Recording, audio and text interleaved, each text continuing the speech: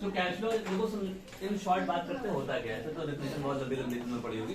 Simple सी बात है, वो कह रहा है कैश फ्लो में रिसिप्ट्स, ठीक है, जो भी हमारी रिसिप्ट होती है तुम्हारी, और तुम्हारे भी क्या होते हैं, तुम्हारे पेमेंट्स होते हैं।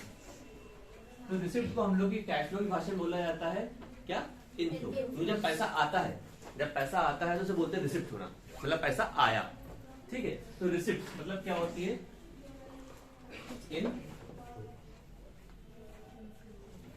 इनफ्लो होता है। और इनफ्लो किसका होता है, कैश। और पेमेंट का मतलब क्या होता है तुम्हारा, outflow.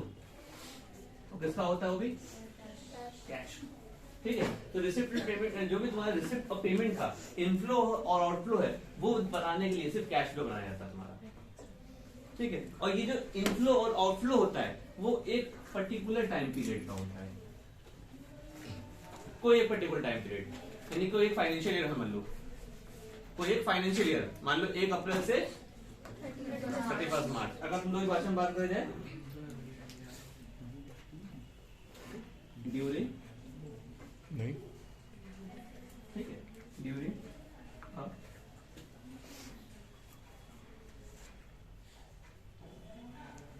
During a particular period, ठीक। एक पर्टिकुलर पीरियड का कैश इनफ्लो और कैश आउटफ्लो। पर्टिकुलर पीरियड का मतलब ये नहीं होता कि एक साल ही हो सकता हो, 3 महीने का हो सकता हो, 4 महीने का हो सकता है, 6 महीने का हो सकता है, 2 साल का हो। पर्टिकुलर पीरियड का निकालना होता है। कभी कभी किसी का काम क्या होता है, मेले ठेले में दुकानें लगती है, मतलब कंपनी ने कोई काम किया, जो कि लखनऊ मौसम लगाया कोई स्टॉल, तो वहां से 3 ही महीने, वहां तो सिर्फ 1 ही महीने चलेगा ना मामला, तो 1 महीने का भी निकाल सकते हो, ऐसी बात नहीं है। तो पर्टिकुलर टाइम पीरियड के लिए निकालना होता है तुमको, एक पर्टिकुलर टाइम पीरियड के लिए। जो भी हम कैश का इनफ्लो मतलब आना और कैश का जाने को रिकॉर्ड करते हैं, वो कैश फ्लो स्टेटमेंट करता है। और स्टेटमेंट सिर्फ इतना बताता है कि जो भी तुम्हारा पैसा है, कहां पर,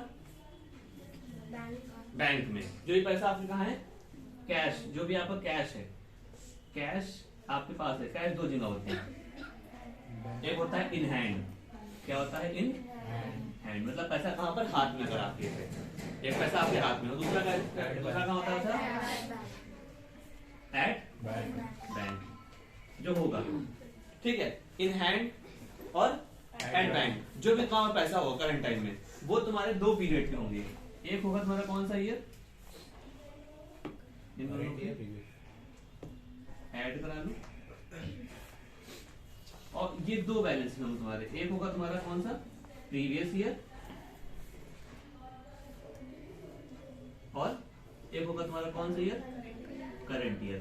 इन दोनों का डिफरेंस, मतलब अगर इन दोनों में जो है जानने के लिए अंतर कि जो पूरा इनफ्लो और आउटफ्लो में जो प्रीवियस और करंट ईयर में चेंजेस आ रहे हैं कैश में, घटना बढ़ना, क्योंकि एक बैंक में बहुत सारे ट्रांजेक्शन होते हैं, और बहुत सारे ऐसे भी ट्रांजेक्शन होते हैं जिनका ताल्लुक कैश से ही नहीं होता है। और जिसे बोलते हैं तो क्या, जिसे बोलते हैं लोग एडजस्टमेंट बोलते हैं, सब लोग क्या बोलते हैं, एडजस्टमेंट बोलते हैं। जितने भी एडजस्टमेंट होते हैं उसमें कैश होती नहीं भी।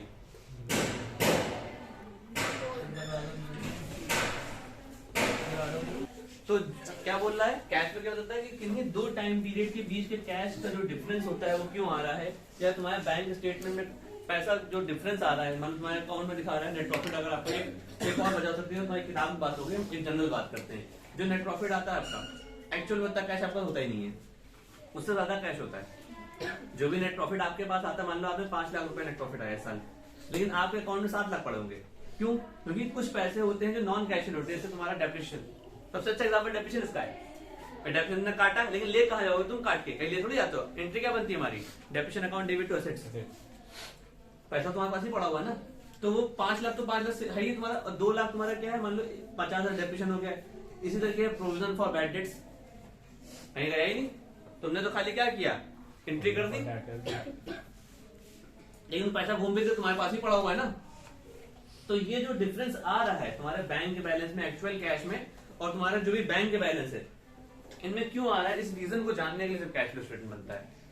और कैश फ्लो स्टेटमेंट जो तुम्हारी अकाउंटिंग स्टैंडर्ड है, वो किसमें बताया गया है, वो बताया गया है अकाउंटिंग स्टैंडर्ड 3 के अंदर बताया गया है। ये 1 मार्क्स का क्वेश्चन तुम लोग आ सकता है, AS3 में आता है तुम्हारा ना, ठीक, AS3 में आता है। अब कह रहा है कि नोट कर लो पहले इसको, पॉज कर दो। ठीक, अब देखो, अब बात करते हैं एक वर्ड की। बैलेंस शीट में एक वर्ड है कैश एंड कैश इक्विवेलेंट, और या फिर कैश एंड बैंक। ये जो कैश एंड कैश इक्विवेलेंट है ये तुम्हारा पुरानी किताबों में मिलेगा तुमको, यानी कि तुम्हारा आउटडेटेड सिलेबस है, ओल्ड पुराना है। और ये तुम्हारा अभी जो है अमेंडमेंट करके न्यू लाया गया है, क्या, कैश एंड बैंक। तुम्हारा ओल्ड इसलिए पढ़ा रहे ताकि तुम्हें पुराना भी पता होना चाहिए। बाय डिफॉल्ट अगर तुम लोग सीए बन गए नहीं तो फिर कहीं पुरानी किताबों में छाटना पड़ गया तो क्या बाय डिफॉल्ट मान लो हो सकता हो बन गए तो छाटना पड़ गया, तुम्हें इंस्पेक्शन करनी पड़ जाए बुक की, तो तुम्हें वहां पर कैश एंड कैश इक्विवेलेंट लिखा मिलेगा, क्योंकि आए दिन हमारे अकाउंटिंग स्टैंडर्ड्स अपडेट हुआ करते हैं ना, टैक्स रेट चेंज हुआ करते हैं ना। तो इसमें क्या होता है, इसलिए हम लोग को दोनों भाषाएं पढ़ना पड़ता है। पहले क्या था और अब क्या है नाम, इसलिए हमें दोनों नाम लिखते हैं यहाँ पर। पहले क्या था, कैश एंड कैश इक्विवेलेंट जब हम लोग ने पढ़ा था, और आज का नाम क्या है, कैश एंड बैंक नाम रखा गया है। इसमें कौन कौन से कैश आते हैं इनके बारे में बात करते हैं। तुम लोग ने बैलेंस शीट पढ़ी होगी, भली भांति पढ़ी है नहीं भली भांति, तो बताइए आप लोग कौन कौन से कैश एंड कैश इक्विवेलेंट है कैश एंड बैंक में आते हैं, बताओ बताओ बताओ। अभी हमने लिखा भी यहाँ पर, बताओ। Cash in hand, cash in hand आ रहा है, कैश इन हैंड। दूसरा क्या आता तुम्हारा, कैश एट बैंक आता है।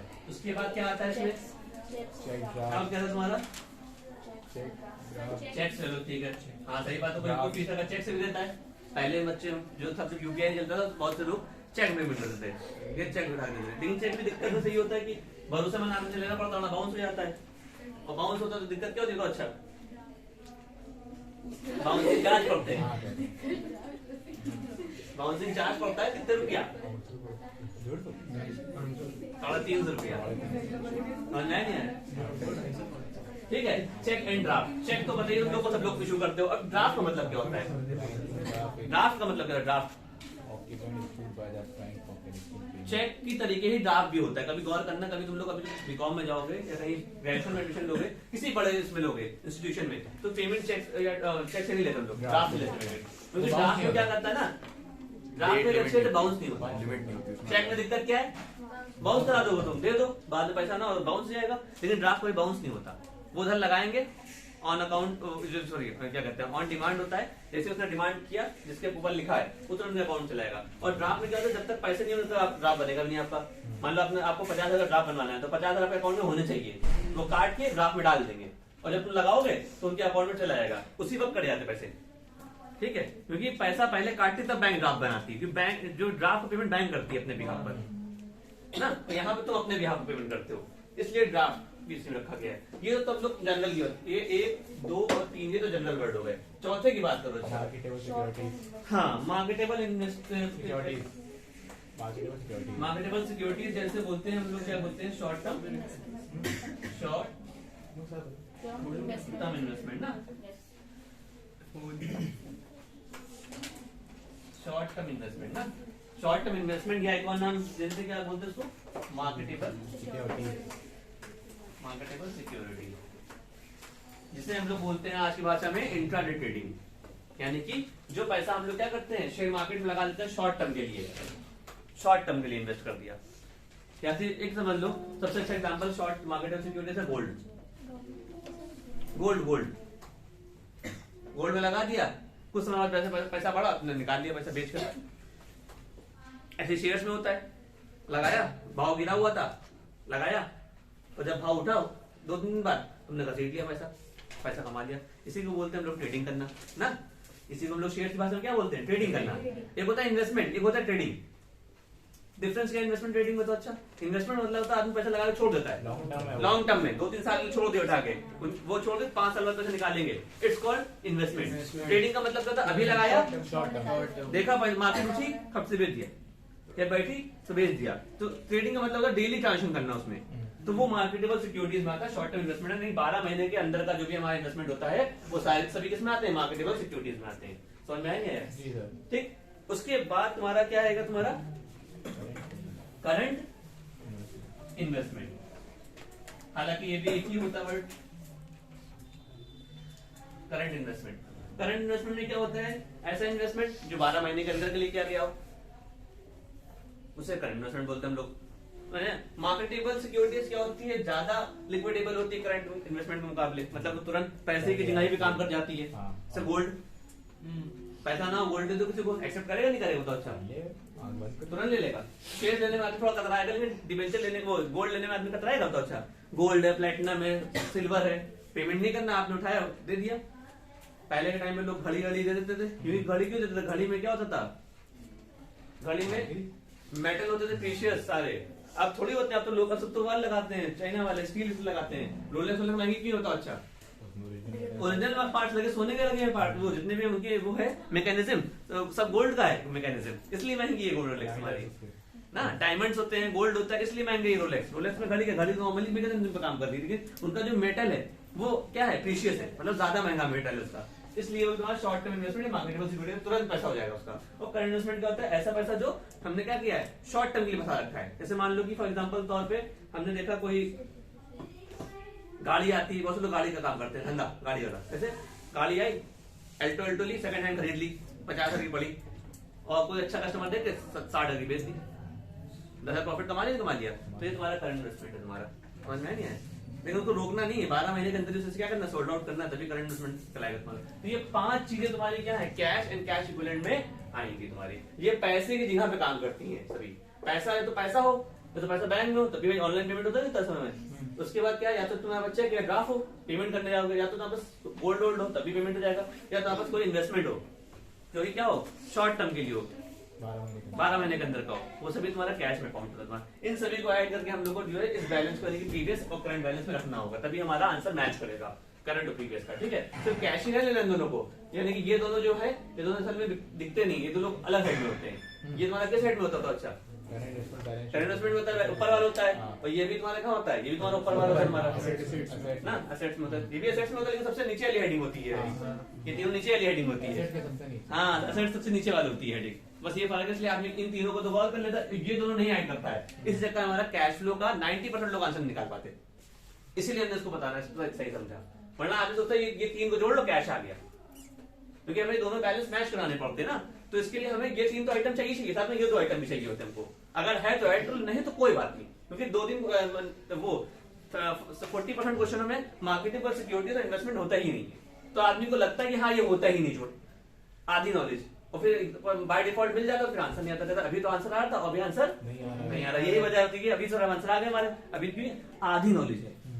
आधी नॉलेज क्या होती है, खा जाती है इंसान को। और सबसे बड़ा होता है हमारा क्या, सेल्फ कॉन्फिडेंस खत्म, इसीलिए कैश फ्लो आता नहीं है। नोट कर लो इसको।